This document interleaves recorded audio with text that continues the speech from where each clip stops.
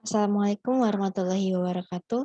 Perkenalkan, nama saya Intan Septiani dari kelas A, ahli jenjang Teknologi Laboratorium Medis dari Poltekkes Kemenkes Jakarta 3.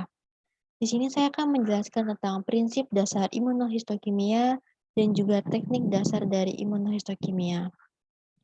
Materi kali ini disusun oleh Bapak Purwanto dan di sini saya akan menjelaskan tentang materi tersebut. Baik, kita mulai saja. Yang pertama ada prinsip dasar dari imunohistokimia.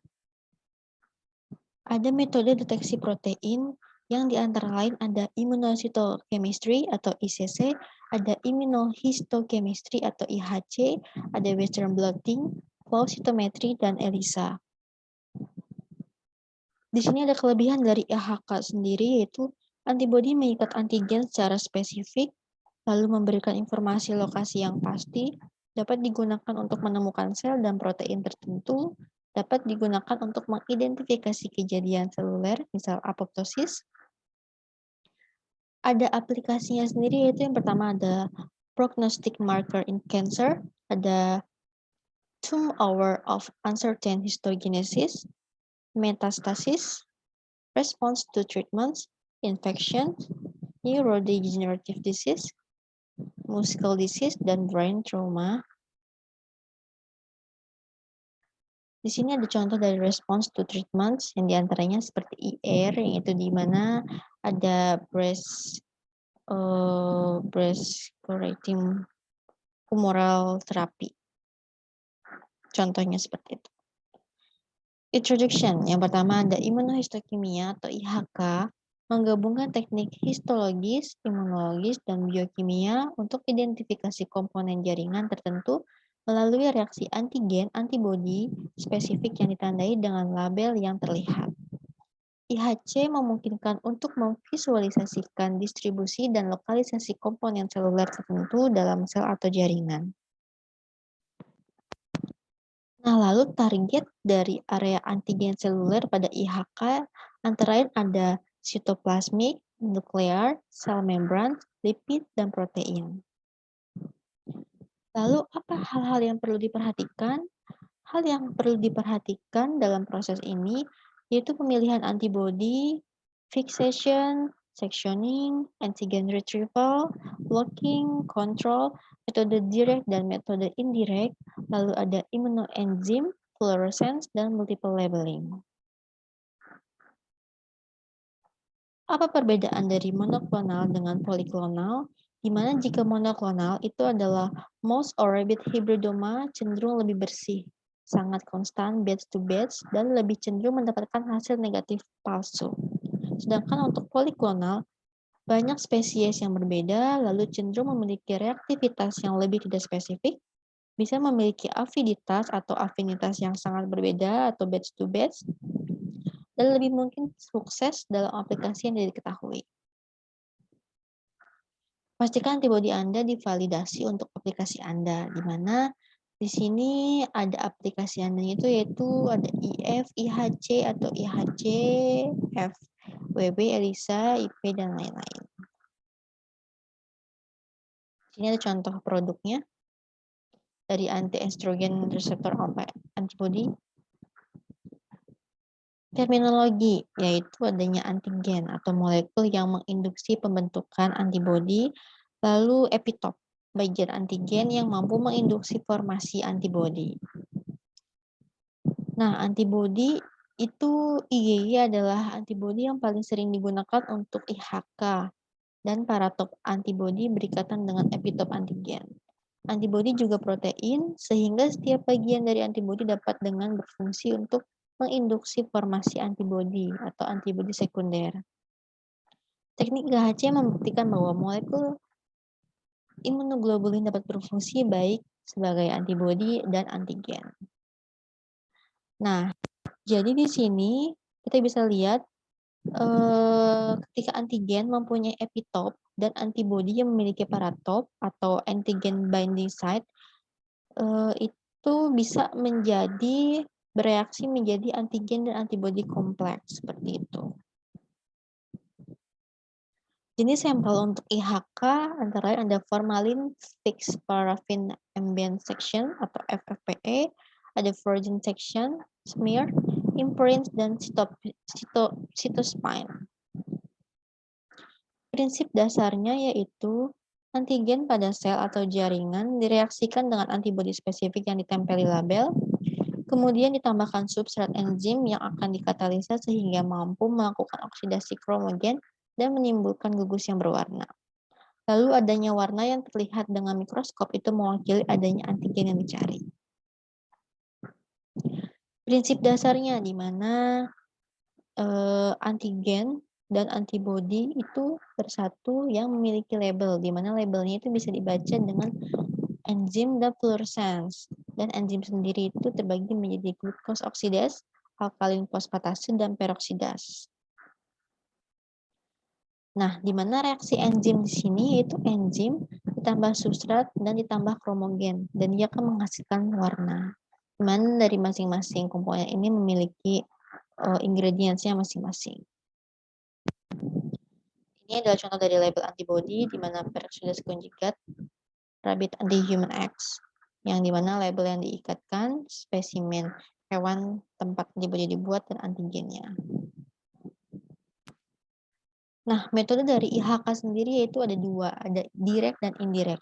Di mana direct yaitu prosedur konjugasi langsung, antibody primer berlabel direaksikan langsung ke antigen pada jaringan, sedangkan indirect atau sandwich itu prosedur konjugasinya tidak langsung, di mana antibody primer itu tak terlabel direaksikan ke antigen pada jaringan, lalu dikonjugasi dengan second antibody dan yang direaksikan ke antibody primernya itu. Nah, di sini ada metode direct dan indirect contoh gambarnya, di mana kita bisa lihat jika metode direct di sini dia secara langsung antigen yang berikatan dengan antibody. Dan apabila indirect dia antigen berikatan dengan antibody tapi berikatan lagi dengan second antibody, di mana second antibody-nya itu dia adalah konjugat dari swine anti-rabbit IgG, immunoglobulin G. Lalu ada jenis metode IHK indirect, yang dimana metodenya ada peroksidase anti-peroksidase atau PAP, alkalin fosfatase anti-alkalin fosfatase atau APAAP, ada afidin biotin kompleks atau ABC, ada label strep afidin biotin LSAB, dan polymer based labeling. Ada metode peroksidase anti-peroksidase atau PAP dan alkalin fosfatase anti-alkalin fosfatase atau APAAP. Di sini adalah perbedaannya, di mana jika APAAP ini dia menggunakan APAP dan PAP menggunakan PX.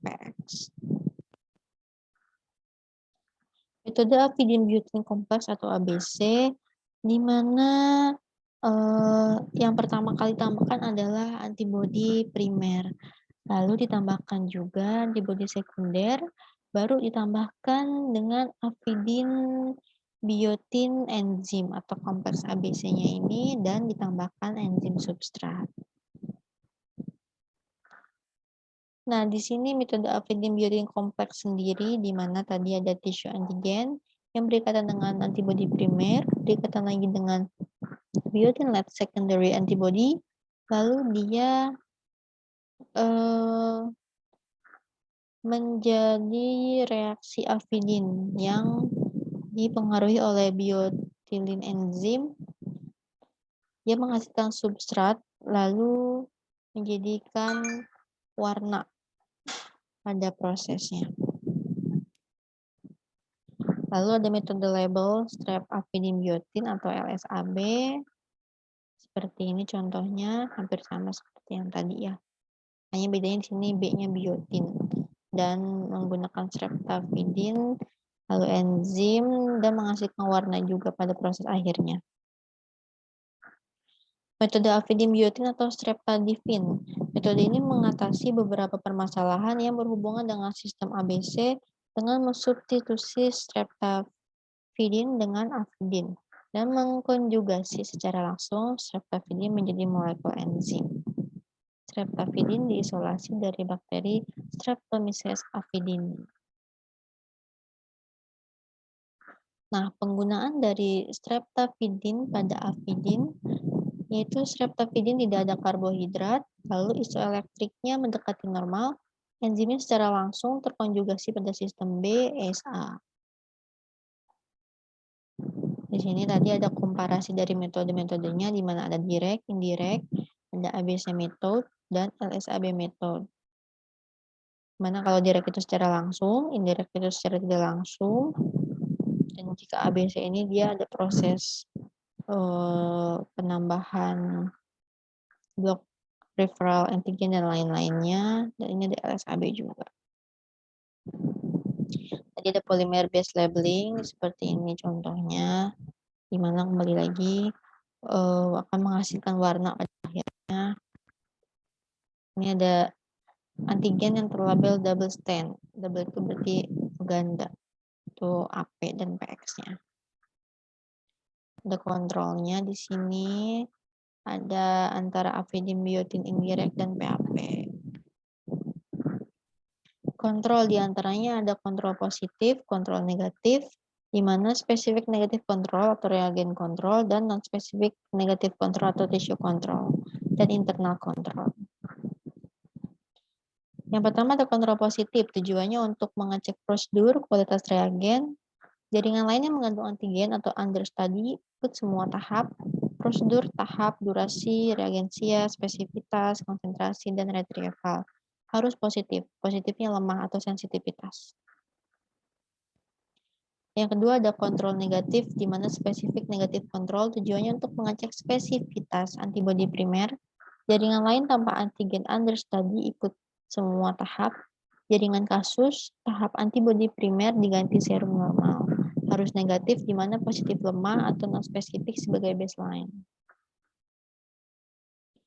Non-spesifik negatif kontrol, tujuannya untuk mengecek non-spesifik background staining pada sampel, jaringan yang sama dengan sampel pasien, antibodi primer diganti atau ditiadakan, harus negatif, hasil positif dijadikan baseline, interpretasi slide kasus.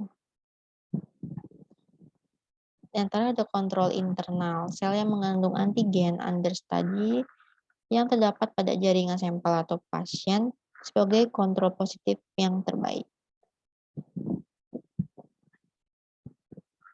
Nah, jadi di sini kontrol semua yang tadi ada kontrol positif itu harus positif negatif positif yang kontrol negatif dan kasus.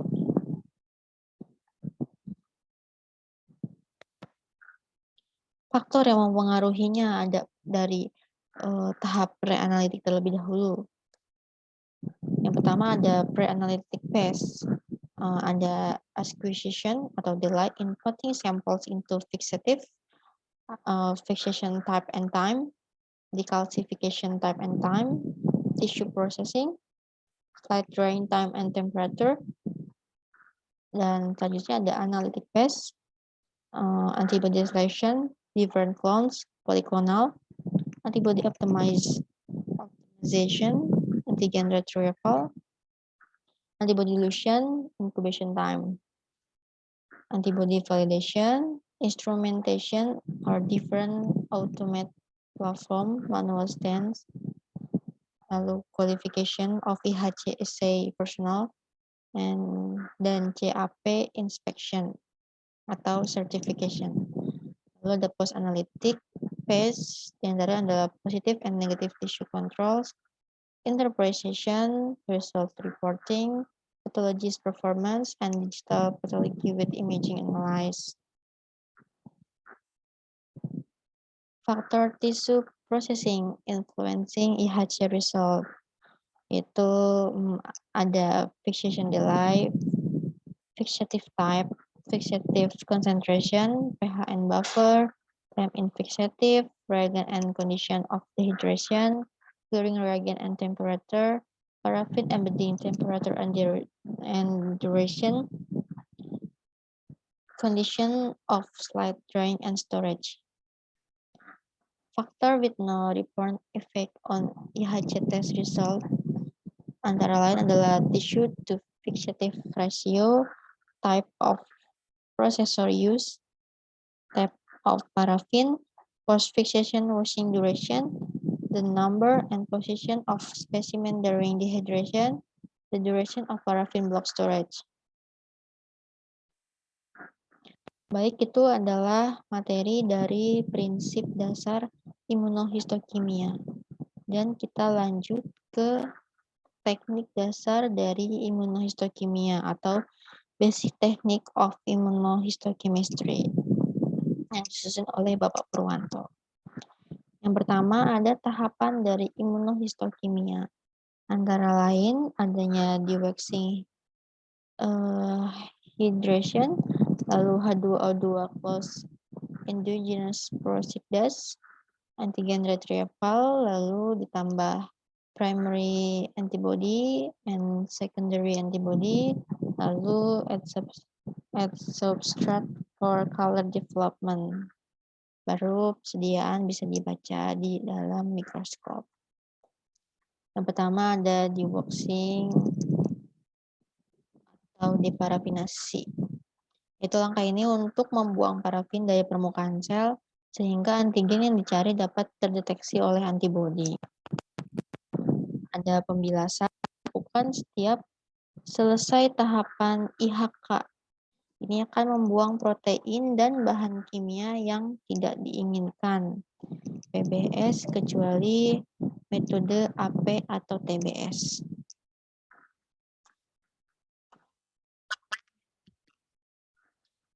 Lalu selanjutnya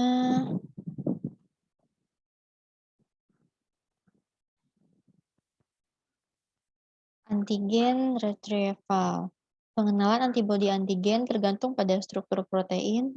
Perubahan konformasi protein yang disebabkan oleh fiksasi formalin dapat menutupi epitop, dengan demikian mempengaruhi antigenisitas protein dalam jaringan yang diberi formalin atau Montero 2003. Untuk memulihkan bagian antigenisitas jaringan yang telah ditutup dengan fiksasi formalin, maka harus dilakukan antigen retrieval, yaitu adanya pemanasan dan enzim proteolitik. Antigen retrieval yang pertama ada HIR atau heat induced epitope retrieval. Metode sederhana memasukkan bagian jaringan dalam rautan buffer untuk meningkatkan sinyal imunohistokimia.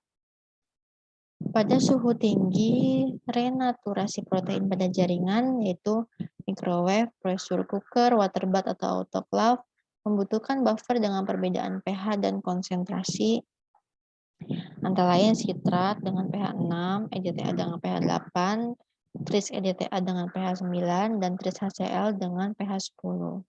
Kekurangan dari HIR itu untuk perhatian selamat dan setelah pemanasan. Slide-nya tidak boleh kering karena ini menghancurkan antigenitas. Lalu pemanasan dengan spesimen yang underfixatif akan merusak detail inti dan jaringan berat dan jaringan berserat dan lemak itu cenderung terlepas dari slide. Selanjutnya, ini contoh dari HIR tadi. Ada PIR atau proteolytic induced epitope retrieval. Diperkenalkan Wang et al., Curran and Gregory, dan Mepham et al. Enzim paling umum adalah trypsin and protease, tapi proteolytik lain seperti chymotrypsin, pronase, proteinase K, dan pepsin dapat digunakan. Prinsipnya, digesti memecah ikatan silang formalin sehingga bagian antigen terbuka. Ada underdigestion atau menghasilkan pulasan tidak optimal karena semua bagian antigen terbuka sempurna. Dan overdigestion yaitu dapat menghasilkan false positif, high background, dan kerusakan jaringan. Prosedur ini kurang juga disukai karena harganya cukup mahal. Di sini ada contoh dari PIR.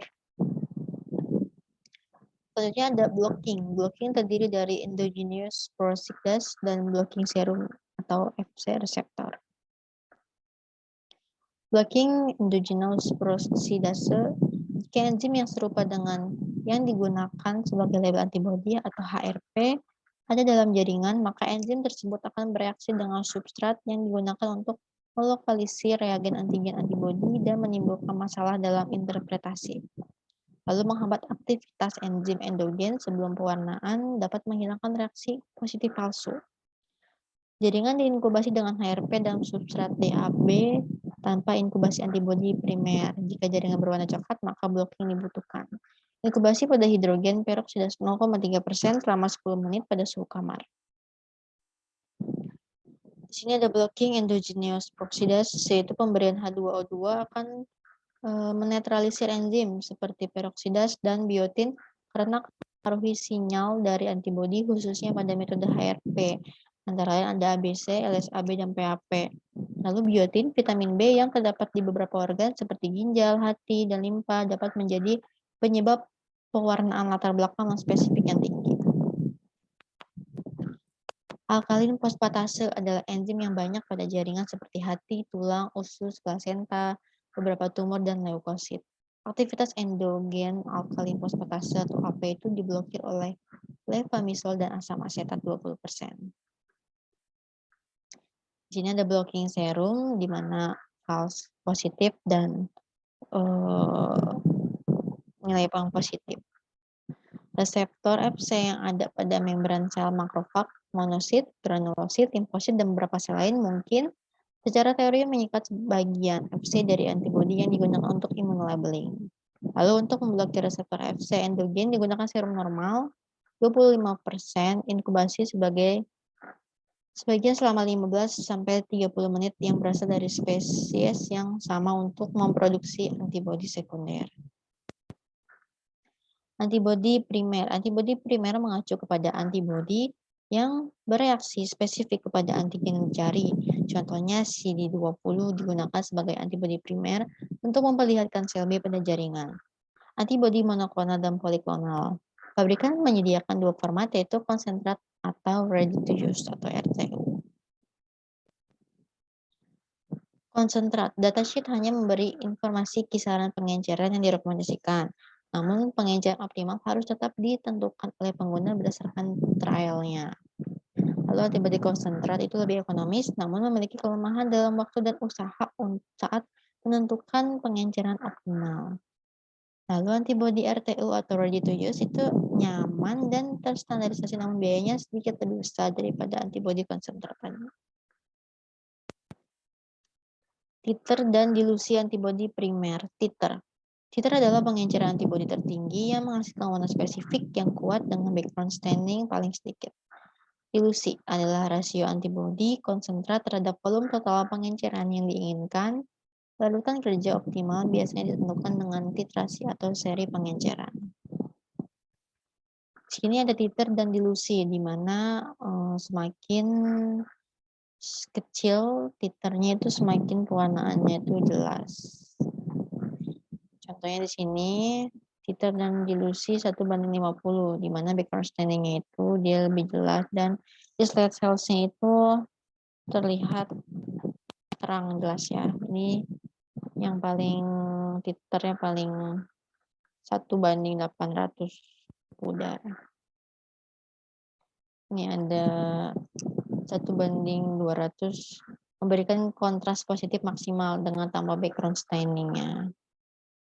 Ini ada contoh dari HE, LE, dan follicular lymphoma. Waktu inkubasi berbanding terbalik dengan konsentrasi antibodi. Semakin tinggi konsentrasi antibodi, maka semakin pendek waktu inkubasinya. Periode inkubasi itu mulai 30-60 menit. Suhu inkubasinya sendiri, reaksi antibodi antigen meningkat pada suhu 37 derajat Celcius. Dibandingkan dengan suhu kamar, peningkatan suhu juga memungkinkan pengenceran antibodi yang lebih tinggi.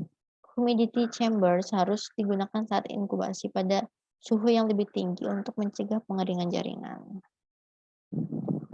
Enzim dan kromogen. Detection system melekatnya label enzim ke antibodi primer atau sekunder agar dapat memvisualisasikan lokasi ikatan antigen antibodi pada jaringan.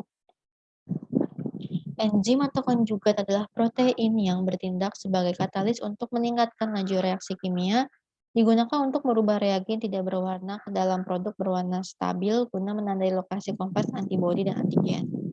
Kromogen adalah zat yang menyerap cahaya yang menghasilkan warna. Enzim label yang umum digunakan pada IHK yang pertama ada horse radish peroxidase atau HRP, ada alkalin fosfatase atau AP. HRP adalah enzim yang mengkatalisis hidrogen peroksida atau H2O2 menjadi air dan oksigen. Kromogen yang umum digunakan HRP itu ada AEC dan DAB. Karakteristik kromogen IHK.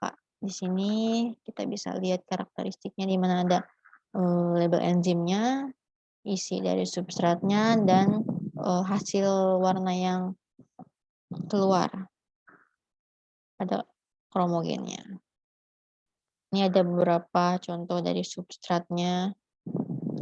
Contohnya seperti substrat DAB, dia dry powder atau seperti bedak yang menggunakan enzim HRP. Bisa diformulasi dengan sensitivitas medium dan menghasilkan warna coklat brown. Lalu ada AEC dioksidasi oleh HRP yang menghasilkan produk berwarna merah terang. Produk reaksi ini tidak stabil dan bisa memudar seiring berjalannya waktu. AEC larut dalam alkohol. Slide yang terpulas harus memperhitungkan penggunaan constant alcoholic hemoksilin, dan slide AEC itu harus menggunakan mounting medium berbasis air atau aqueous mounting media. Pada DAB, dioksidasi oleh HRP yang menghasilkan produk berwarna coklat gelap. Produk reaksi ini stabil dan tidak luntur seiring berjalannya waktu. AEC dan DAB.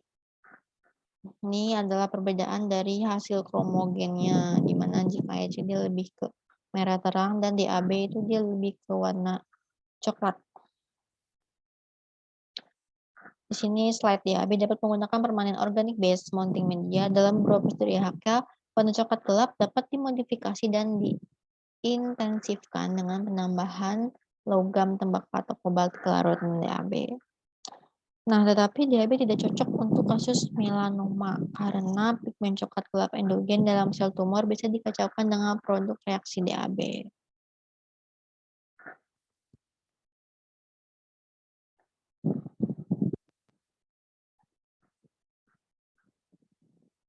Selanjutnya ada setup laboratorium imunohistokimia, di mana alat dan bahan tissue preparation-nya yang pertama ada frozen or paraffin embedded tissue, ada cryo embedded media, sucrose 4% PFA, microtom, glass slide, cover slips, refrigerator, incubator, silin, dan ethanol. Alat dan bahan itu tissue treatment-nya ada serum BSA, citrate buffer, terus EDTA buffer, dan boiling source. Detection or visualization-nya ada primary and secondary antibodies, hematoxylin, citrate or trace EDTA buffer, DAB solution, dan microscope. Tahapan prosedur imunohistokimia metode LSAB. Di sini adalah contoh dari kit antibodi primer estrogen reseptor ER pada kanker payudara, seperti ini contohnya. Nah, jadi di sini step by step ultratext staining method, di mana di sini ada paraffin wax dan coat slide spesimen. Di mana ada ini deparafinasi dan rehidrasi. Lalu ada tissue section, tadi dia berubah menjadi tissue section. Lalu digunakan block endogenous peroxidase 10 menit untuk inaktivasi aktivitas endogen peroksidase. Lalu setelah itu dicuci, dibilas dengan PBS 2 kali, dan ditambahkan antigen retrieval. Menggunakan microwave pressure cooker water bath dengan citrate buffer solution pH 6. Setelah itu dibilas lagi dengan PBS sebanyak 4 kali. Ini tambahkan protein block non-specific staining. Dibilas lagi oleh PBS 1 kali, lalu antibodi primer ER atau PR dituyus selama 30-60 menit. Dibilas lagi dengan PBS 4 kali bilas, lalu ditambahkan biotinylate secondary antibody, ultratext polyvalent antibody selama 10 menit. Lalu dibilas lagi dengan PBS 4 kali dan Ultratech ARP juga sama 10 menit. Dibilas lagi dengan PBS 3 kali dan dilanjutkan bilas 1 kali dengan Aquades. DAB Chromogen selama 5 menit. Bilas lagi dengan Aquades 3 kali, lalu ditambahkan contrast chain dengan Myers Hemoctocillin selama 1-2 menit. Bilas dengan Aquades 3 kali, lalu bluing selama 5-10 detik. Bilas dengan Aquades 3 kali, dehidrasi, clearing, dan mounting. Nah, di sini gambaran pola hasil pulasan imunohistokimia. Di sini ada contoh dari sel membran, dari ASC kromogen di bagian breast carcinoma dan tonsil.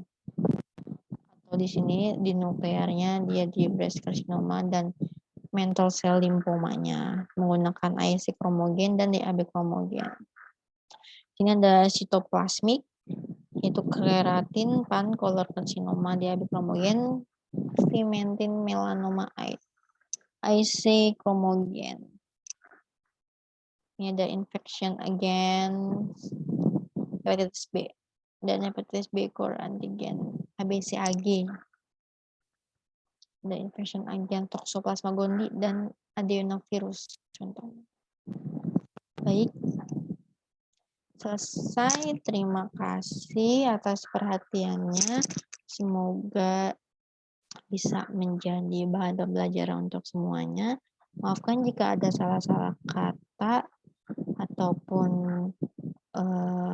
kurang puas atau bagaimana. Mohon maaf sekali lagi. Terima kasih. Assalamualaikum warahmatullahi wabarakatuh.